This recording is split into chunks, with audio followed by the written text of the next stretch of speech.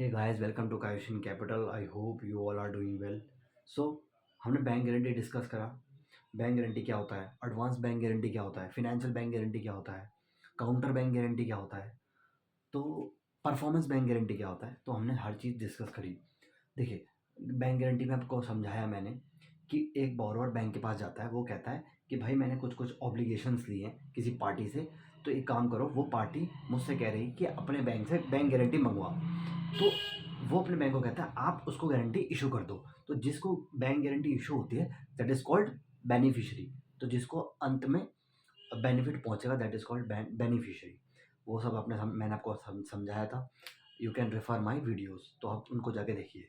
अब होता क्या है, बैंक ने गारंटी दे दी, बैंक ने गारंटी दे दी, लेकिन अब गारंटी दे दी, इसका मतलब ये थोड़ा ना बैंक ने पैसा दिया। Bank has not funded a single rupees to the beneficiary, है ना। सिंगल रुपये नहीं गया, इसलिए ये नॉन फंड बेस्ड फैसिलिटी है। नॉन फंड बेस्ड फैसिलिटी वो होती है जहाँ पे बैंक पैसा नहीं देता एट द काउंटर। मतलब बोरोर के अकाउंट में कोई पैसा नहीं गया, बेनिफिशियरी के अकाउंट में कोई पैसा नहीं गया, तो that is called non fund based facility. इसमें कोई पैसा नहीं गया, केवल बैंक ने गारंटी दी है कि अगर ये बोरोवर, हमारा बोरोवर कल को डिफ़ॉल्ट करे, तेरी टर्म्स, जो तेरी टर्म्स एंड कंडीशन है उस बोरोवर के साथ, उसका डिफ़ॉल्ट करे, तो तू इस बैंक गारंटी को इन्वोक कर दियो। इन्वोक का मतलब तू इस बैंक गारंटी को कॉल कर दियो। कॉल कर दियो कॉल कर दियो। कॉल का मतलब ये है कि बेसिकली बोरोर ने अपनी कंडीशंस का ब्रीच किया है। बोरोर अपनी कंडीशन फुलफिल नहीं कर पाए, he was not able to fulfil his condition, his performance, है ना। He was not able to perform. So the beneficiary has invoke the bank guarantee. Beneficiary ने बोला भाई देख, तेरे बोरोर ने काम नहीं किया, अब हम we are sending a demand letter. तो होता क्या है, इन्वोकेशन में जो बेनिफिशियरी है वो एक डिमांड लेटर भेजता है। मान लीजिए ये है ए और ये है पीएसयू। तो ए जो है वो बोरोवर है, उस बोरोवर ने अपने बैंक से, नो बैंक से, पीएसयू को, जो कि थर्ड पार्टी है, दैट इज कॉल्ड बेनिफिशियरी, उस बेनिफिशियरी को बैंक गारंटी इशू करा दी, बीजी इशू करा दी। काम ठीक चला। पीयूसी ने बोला देख भाई, तुझे तुझे मैंने एक रोड बनाने का ठेका दिया है, 100 करोड़ का ठेका दिया है, तो एक काम कर, 100 करोड़ में से 10 करोड़ की, यानी 10%, 100 करोड़ का 10% मुझे अपने बैंक से गारंटी ला के दिखा कि तू कल को डिफॉल्ट नहीं करेगा। तो उसने 10 करोड़ की, मैंने आपको बताया था परफॉर्मेंस बैंक गारंटी की एक बहुत ज़बरदस्त वीडियो डाली है, आप उसको जाके देखिए, बड़ा मज़ा आ जाएगा आपको। तो 10 करोड़, वही एग्जाम्पल मैं ले रहा हूँ, 10 करोड़ की उसने परफॉर्मेंस बैंक गारंटी पीएसयू के फेवर में इशू करा दी, और थोड़ा बहुत कोलेटरल दे दिया, हम अपनी फिक्स डिपॉजिट उस बैंक में करवा दिया, ठीक है जी। लेकिन हुआ क्या, 10 करोड़ में 4 करोड़ का काम हो गया। मान लीजिए 6 करोड़ का काम हुआ नहीं, 6 करोड़ का काम वो करना बाकी हो, मतलब उसके बोरोवर के जो फैक्ट्री में आग लग गई, या मान लो बोरोवर के वर्कर के भी में डिस्प्यूट हो गया, लड़ाई हो गई, लेबर यूनियन ने बोल दिया भाई हमारी तनख्वाह बढ़ाओ, जो भी हुआ, any under any circumstance the borrower was not able to fulfill his duty। तो क्या हुआ, काम रुक गया। काम रुक गया यानी जो उसका कॉन्ट्रैक्ट था वो ब्रीच हो गया। तो टर्म्स एंड कंडीशन थी एग्रीमेंट की, बोरोवर और पीएसयू के बीच में, वो ब्रीच हो गई। तो PSU without a single second, without thinking a single second, PSU will send a demand letter. Demand letter भेजेगा, या फिर इसको कहते हैं नोटिस, या फिर बोलोगे इंटीमेशन। इंटीमेशन, तो इंटीमेशन लेटर भेजा जाएगा किसको, नो बैंक को, that your borrower mister A has, और your borrower oblique our our contractee. Contractor क्या होता है, जो सामने से कॉन्ट्रैक्ट दे रहा है, कॉन्ट्रैक्टी जो उठा रहा है ना, जो उठा रहा है। या फिर वो इसी से लिखेगा भाई तुम्हारे बोरोवर ने, जिसके बिहाफ पर तुमने हमको बैंक गारंटी इशू करी थी, उसने अपने टर्म्स एंड कंडीशन का ब्रीच किया है, सो प्लीज़ हमारे फेवर में 6 करोड़ रुपए डिसबर्स करो। क्योंकि 4 करोड़ का काम हो चुका है, हमें उससे कोई मतलब नहीं है। 6 करोड़ का काम उसने रोक दिया, और हमें उससे नुकसान बेयर करना पड़ रहा है हमें उस चक्कर में। तो आप हमारे फेवर में 6 करोड़ रुपए डिसबर्स करो। बैंक बैंक क्या करेगा, जैसे ही बैंक के पास डिमांड लेटर आया, वो इसको बताएगा ही नहीं, बोरो को बताएगा ही नहीं, वो सीधा उससे बैंक अकाउंट नंबर लेगा, किससे, पीएसयू से, और उसके बैंक अकाउंट में पैसा क्रेडिट कर देगा, यानी पैसा चले जाएगा। ठीक है, बैंक बोलेगा देख, तू अपना चलता बन, तू पैसा पकड़, चलता बन। तो आपको आपको समझ में आया। जैसे बैंक गारंटी इन्वोक करी, बैंक गारंटी इन्वोक का मतलब है बैंक गारंटी कॉल करी, कोई भी टर्म्स एंड कंडीशन का ब्रीच किया मान लो बोरोवर ने, तो सामने वाली जो थर्ड पार्टी है that is called beneficiary, that it has the right as per the legal. तो लीगल ने एक उसको, हमारे लॉ ने, हमारे लीगल ने उसको एक राइट दिया है कि तू कल को बैंक गारंटी इन्वोक कर सकता है। तो उसने बैंक गारंटी इन्वोक कर दी, तो बैंक को पैसा देना पड़ गया। अब जो 6 करोड़ रुपए हैं ये बोरोवर से मांगे जाएंगे, क्योंकि बोरोवर ने डिफॉल्ट करा है, बोरोवर से मांगे जाएंगे, ऊपर से प्लस पेनल्टी, जिसे पेनल चार्ज कहते हैं। तो बोरोवर है तो उसकी बैंक क्या करेगा, ईएमआई बना देगा, 6 करोड़ की ईएमआई बना देगा और उसको एक आरओआई से लिंक कर देगा। आरओआई यानी ब्याज। आप कोई भी बैंक को पेमेंट करते हो तो ब्याज देते हो ना, तो ईएमआई का मतलब क्या होता है, इक्वेटेड मंथली इंस्टॉलमेंट। तो इक्वेटेड मंथली इंस्टॉलमेंट क्या होती है, प्रिंसिपल प्लस ब्याज, प्रिंसिपल प्लस इंटरेस्ट, तो ये दे देगा बैंक। तो ये तो आपको समझ में आ गया कि भैया जैसी बैंक ने यहाँ पेमेंट करी और तो बैंक बोरोवर से पैसा लेगा। तो हुआ क्या, जो नॉन फंड बेस्ड फैसिलिटी दी थी, जो बैंक ने केवल गारंटी दी थी, केवल bank has just given an assurance to the beneficiary, now the facility of non fund based has become the fund based facility. अभी फंड बेस्ड फैसिलिटी बन गई। वो कैसे फंड बेस्ड बनी, क्योंकि अब बैंक ने सच में पैसा पे किया, चाहे वो बोरोवर को किया हो या किसी थर्ड पार्टी को पैसा पे किया हो, आपकी non fund based facility fund based बन गई है। तो बैंक गारंटी कभी भी नॉन फंड मतलब फंड बेस्ड नहीं होती अनटिल एंड अनलेस आपसे पूछा जाए, अगर किसी बैंकिंग एग्जाम में या बेसिकली बैंकिंग इंटरव्यू में, कि मुझे बताइए tell me mister Janmejay, bank guarantees are non fund based और फंड बेस्ड। तो कई लोगों को ये पता ही नहीं है, वो कहते हैं फंड बेस्ड है, फंड बेस्ड नहीं होती है। Bank guarantee letter of credit में केवल बैंक एक एश्योरेंस देता है थर्ड पार्टी को, चाहे वो एलसी हो चाहे वो बीजी हो। तो एलसी बीजी में थर्ड पार्टी को आपको एश्योरेंस देनी पड़ती है। तो that is called a non fund based facility. तो नॉन फंड बेस्ड फैसिलिटी होती है जैसे ही गारंटी इन्वोक हुई या एलसी डिवॉल्व हुई, अगला वीडियो डिवॉल्वमेंट ऑफ एलसी पे आएगा, वो भी ऐसी कंसेप्ट है।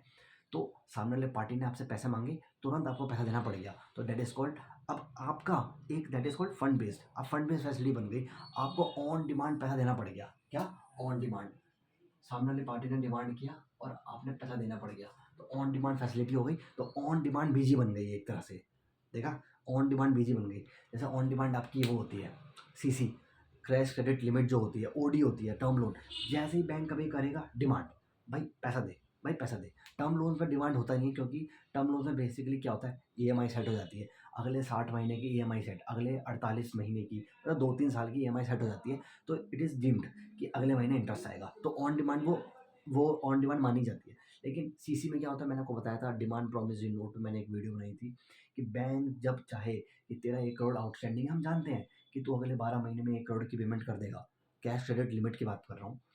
पर भाई हमें आज क्या चाहिए, तेरा तेरा हमें हमें तेरा कंडक्ट अच्छा नहीं लगा हमारे बैंक के साथ, तू एनपीए होने के कगार में है, और तेरी स्टॉक स्टेटमेंट भी नहीं आ रही, तेरा तो कंडक्ट खराब है भाई, तो आज के आज हमें पैसा दे। तो ऑन डिमांड आज के आज हमें पैसा चाहिए। तो बेसिकली आपको मैंने बचाया और बताया, सॉरी मैंने आपको बताया कि बीजी जो इन्वोक होती है, तो उसमें आपको फंड बेस्ड वो फैसिलिटी बन जाती है और आपको पैसा देना पड़ जाएगा। और बोरोवर की जैसी बैंक ने जो इधर पेमेंट करी, बैंक इससे पैसा लेगा।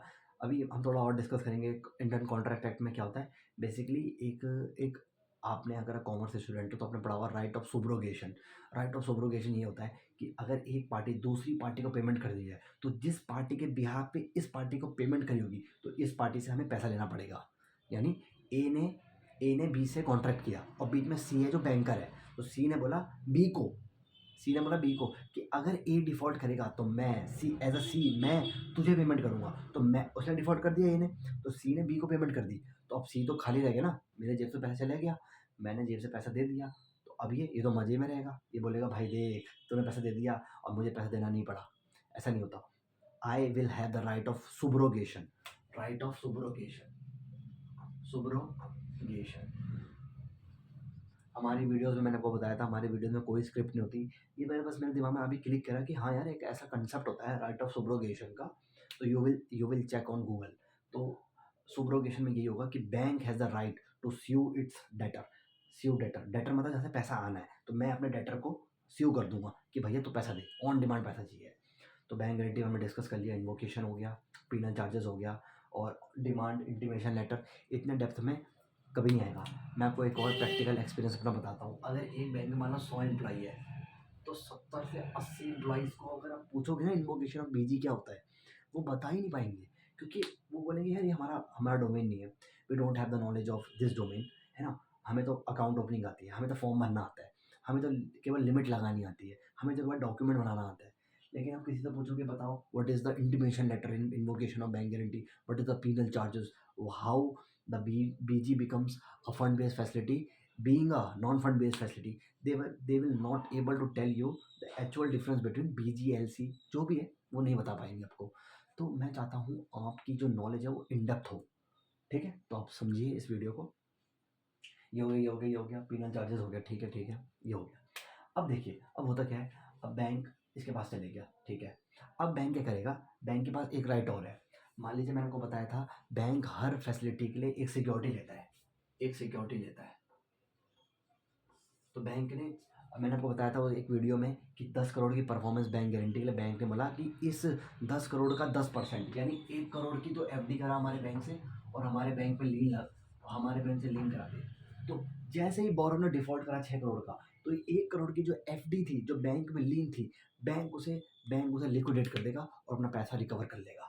यानी अब जो बोरो का पैसा बचा बैंक के ऊपर बकाया वो है 5 करोड़, क्योंकि 1 करोड़ की लीन थी। उसको बैंक ने बोला भाई अब तेरी नहीं है एफडी, अभी हमारी एफडी है, क्योंकि हमने सेट ऑफ कर दिया। क्या करा, राइट ऑफ सेट ऑफ, इसे कहते हैं राइट ऑफ सेट ऑफ।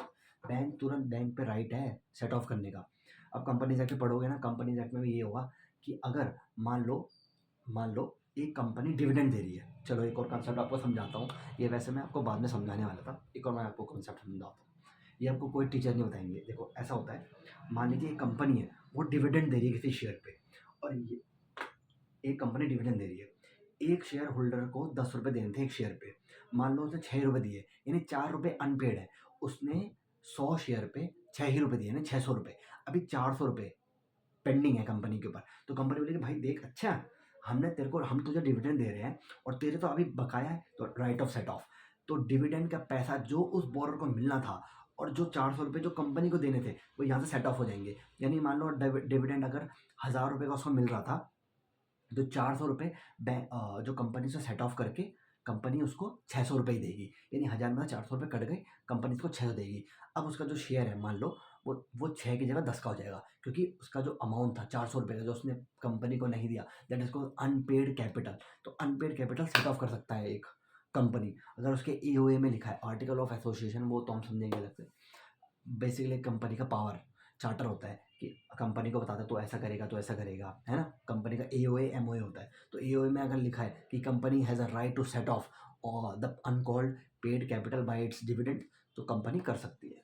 तो वही है यहाँ पे सेट ऑफ। बैंक ने बोला भाई देख, तूने 1 करोड़ की हम पे हमसे एफडी बनाई थी, हम आज के आज वो लीन मार्क करके, लीन मार्क हो रखी है, अनलीन करेंगे, अब हम लिक्विडेट कर देंगे।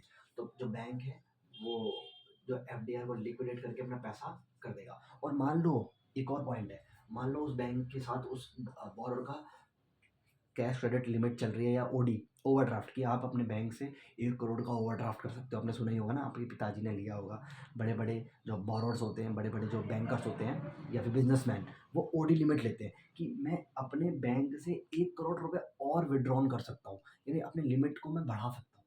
तो अगर उसके CCOD अकाउंट में मान लो 4 करोड़ पड़े हैं, तो 4 करोड़ के पूरे अकाउंट 4 करोड़ डेबिट मार देगा बैंक। बैंक बिना पूछे डेबिट मार देगा। वो बोलेगा देख, तेरे CC अकाउंट में, तेरे OD अकाउंट में 4 करोड़ रुपए पड़े थे खाली, हमने डेबिट मार दिया। तो अब 5 करोड़ में से फिर ये 4 भी गए, तो यानी अब बोरो को केवल 1 करोड़ का भुगतान करना है बैंक को। तो बैंक इस पे ROI चार्ज करेगा और 1 करोड़ की EMI बना के ये बोलेगा भाई आज के आज में 1 करोड़ चाहिए, ये ब्याज बनता है तेरा 1 साल का, ये तेरा ब्याज बनता है आज की डेट का, जो भी है वो हमें आज ला के दे। तो बैंक इस पे भी चार्ज मतलब वो कर देता है, बैंक आपसे चार्ज करता है कि ऑन डिमांड। या फिर एक काम कर, तू हमारा रेगुलर हमारा रेगुलर डिपॉजिटर है, तू हमसे इतनी इतनी लिमिट ले रहा है, बहुत साल से हमारा रिलेशनशिप है, तो एक काम कर, तेरी सहूलियत के लिए for your easiness we are converting the same into demand loan. तो डिमांड लोन में कन्वर्ट करके बोल देंगे एक काम कर, डिमांड है, ऑन डिमांड है, एक काम कर 1 साल के लिए वो बना दे, 1 साल की EMI बन जाएगी। अब 1 करोड़ को 12 हिस्सों में बांटेंगे इक्वेटेड मंथली इंस्टॉलमेंट में, और तू हमें पैसा दे। तो आई थिंक आप समझ गए होंगे पूरा कंसेप्ट। Invocation of guarantee. और इसमें ज़्यादा कुछ है नहीं, बस यही है, बैंक बैंक का रेपुटेशन रिस्क होता है। देखो, बैंक का रेपुटेशन रिस्क होता है। क्यों होता है मैं आपको बताता हूँ। मान लो जो PSU है, मान लो PSU में आ गई आपकी, PSU में जैसे मान लो NH मिनिस्ट्री है कोई, या फिर कोई मिनिस्ट्री है, NHAI, national highway authority of India. NHAI से इसने कॉन्ट्रैक्ट किया था ए ने कि भैया मैं तेरा रोड बना दूंगा। NHAI क्या करती है, रोड बनाती है ना, हाईवे बनाती है। तो NHAI ने बोला कि भैया मुझे आज का पैसा चाहिए, और बैंक ने मान लो उसी दिन पेमेंट नहीं करी, तो क्या होता है, बैंक की रेपुटेशन जो होती है वो स्टेक पे आ जाती है, ख़राब हो जाती है। अगर बैंक ने 1-2 दिन भी लेट किया उसके नोटिस आने के बाद, तो उसकी बेइज्जती हो जाती है मार्केट में, उसकी रेपुटेशन डाउन हो जाती है। तो इसलिए bank without any single question, एक भी क्वेश्चन नहीं करेगा PSU को, तुरंत उसको पेमेंट हो जाएगी। तो ये है कंसेप्ट इन्वोकेशन ऑफ गारंटी का। क्योंकि अगर बैंक ने 2 दिन भी लेट किया, तो ये जो PSU होते हैं ना भाई, ये इनका संगठन होता है। तो इसके संगठन में डाल देंगे भाई, वो देख, वो बैंक बहुत चिंदी है, वो बैंक बहुत चोर है, उस बैंक से हमें पेमेंट नहीं आती, उस बैंक के बोरोवर ने हमसे डिफ़ॉल्ट किया, आज के बाद उसको कोई कॉन्ट्रैक्ट देने की कोई आवश्यकता नहीं है। No one will provide a contract और give a contract to mister A and to that bank also. उस बैंक से कोई भी गारंटी आई वो एक्सेप्ट मत करना, क्योंकि बेनिफिशियरी अगर एक्सेप्ट ही ना करेगा ना बैंक गारंटी, तो बैंक का एक्सपोजर काउंट नहीं होगा। और एक और चीज़ मैं आपको बता देता हूँ, लास्ट चीज़ ये, जब कोई बैंक गारंटी इशू करता है या LC इशू करता है, LC, तो वो कंटिजेंट लाइबिलिटी होती है। कंटिजेंट लाइबिलिटी, कंटिजेंट लाइबिलिटी का मतलब ये है, ये ऑफ बैलेंस शीट आइटम होते हैं, ये बैलेंस शीट का पार्ट नहीं होते। कंटिजेंट लाइबिलिटी का मतलब ये है कि फ्यूचर में आने वाले समय में हो सकता है कि बैंक गारंटी इन्वोक हो जाए, या LC की पेमेंट बैंक को करनी पड़ जाए फॉरेन के उस सेलर को, है ना, जो हम आगे समझेंगे LC वाला। BG में तो ये है कि कंटिजेंट लाइबिलिटी इसलिए होती है कि कल को अगर ये बैंक गारंटी इन्वोक हो गई तो हमें पेमेंट करनी पड़ जाएगी, इसलिए हम इसे आज से ही रिकॉर्ड करते हैं। तो बैंक अपनी ऑफ बैलेंस शीट में अलग से कंटिजेंट लाइबिलिटी बुक करता है 10 करोड़ की, क्योंकि 10 करोड़ की BG उसने सैंक्शन लेटर में इशू करी है। बोरोर को कितनी इशू करी है, बोरोर के बिहाफ में बेनिफिशियरी को कितनी बैंक गारंटी गई है भाई, 10 करोड़ की। तो 10 करोड़ की कंटिजेंट लाइबिलिटी बुक हो जाएगी। और जैसे ही डिफॉल्ट करा, तो डिफॉल्ट के टाइम में आउटस्टैंडिंग कितना था, 6 करोड़, तो 6 करोड़ का कंटिजेंट एसेट बन जाएंगे। ये कंटिजेंट लाइबिलिटी कैंसिल हो जाएगी और कंटिजेंट एसेट बन जाएंगे। यानी अगले अगले 1 साल में बैंक को कितनी इनकम आएगी, 1 करोड़ की इनकम आएगी। क्यों आएगी, मैं बताता हूँ आपको। बैंक बैंक ने 5 करोड़ सेट ऑफ कर लिए, वो तो बैंक की इनकम हो गई। बैंक ने इधर से सेट ऑफ करा, मतलब लाइबिलिटी कैंसिल हुई, एसेट बुक करी, बैंक को इनकम नहीं हुई एक तरह से, बैंक ने लाइबिलिटी कम करी। बैंक ने जो लाइबिलिटी बुक करी 10 करोड़ की, उसमें से क्या करा कि 6 करोड़ सेट ऑफ हो गए। 6 करोड़ तो मतलब आउटस्टैंडिंग, चार, आपको मैं ऐसे समझाता हूँ, ऐसे समझ में नहीं आएगा आपको, एक मिनट। देखो देखो क्या हुआ, ये वैसे बहुत कॉम्प्लेक्स टॉपिक है, ये अलग से समझेंगे बैंकों की बैलेंस शीट में। अब बस इतना समझो कि देखो, वो हटाओ, सब वो हटाओ, 10 करोड़ की बैंक गारंटी इशू हुई थी, तो 10 करोड़ की पूरी क्या बन जाएगी, कंटिजेंट लाइबिलिटी। यानी कल को हमको कल को पे करना पड़ जाएगा, लेकिन हमको कितना पे करना पड़ा, 6 करोड़। 6 करोड़, तो 6 करोड़ जो है, 4 करोड़ तो कैंसिल हो गए, 4 करोड़ हमें पेमेंट नहीं करनी पड़ी, यानी कंटिजेंट लाइबिलिटी हमारी कैंसिल हो गई। यानी अब हमारी जो कंटिजेंट एसेट बन जाएगा, वो बन जाएगा ए 6 करोड़ कंटिजेंट एसेट। यानी 6 करोड़ की हमारी इनकम है, तो 6 करोड़ की इनकम में से 1 करोड़ हमने एफडी से सेट ऑफ मार दिए, 5 करोड़ हमने उसकी CC अकाउंट से मार दिए सेट ऑफ। अब जो बचा 1 करोड़, उसमें हम ROI खाएंगे, ये बैंक की इनकम हो जाएगी। दिस इज नॉट एसेट, ये अलग है, ये इनकम है, ये अलग से इनकम आएगी बैंक की। जो बैंक की इनकम ROI कमाएगा, जो बैंक रेट ऑफ इंटरेस्ट, वो अलग से होगा। लेकिन इतना डेप्थ में घुसने की आवश्यकता नहीं है। We will discuss this letter about the balance sheet, how the balance sheet are frame, how income and expenditure statement जो होती है, प्रॉफिट एंड लॉस जिसको कहते हैं, तो वो कैसे बनती है बैंक की, कैश फ्लो समझेंगे, अलग अलग समझेंगे, ठीक है। तो I hope you like this session. Please support this channel. We are coming up with the new series on fraud. अभी फ्रॉड भी एक सीरीज आएंगी, और चैनल फिनांस रहेगा, अभी तो वेयर हाउस फिनांस, बहुत सारी वीडियोस अभी पेंडिंग है। तो ऐसे ही लाइक कीजिए, शेयर कीजिए, सब्सक्राइब कीजिए इस चैनल को, और अपने फ्रेंड्स को भी थोड़ा शेयर कीजिए इस चैनल को, क्योंकि व्यूज़ यार बहुत कम है, व्यूज़ बहुत कम है। हम इतना ज़बरदस्त कंटेंट डाल रहे हैं, इतनी डेप्थ में आपको सिखा रहा हूँ, देखिए इस तरह से वो कोई सिखाने वाला नहीं है, इतनी डेप्थ में आपको सिखा रहे हैं, तो थोड़ा सपोर्ट कीजिए। Thank you so much.